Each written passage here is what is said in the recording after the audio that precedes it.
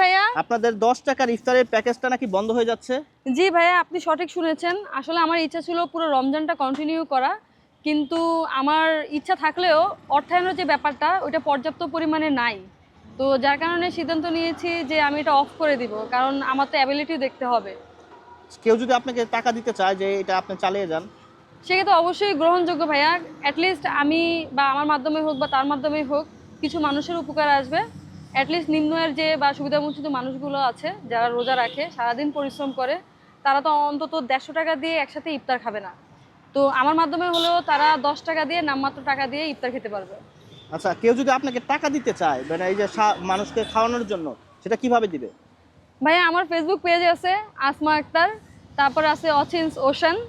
তো এই দুইটা পেজে অবশ্যই মেসেজ দিলেই হবে। আর যদি অথেন্টিক মেসেজ দেয় সেক্ষেত্রে দেখা যাচ্ছে আমাদের তরফ থেকে রেসপন্স করে তার এটা গ্রহণ করা হবে।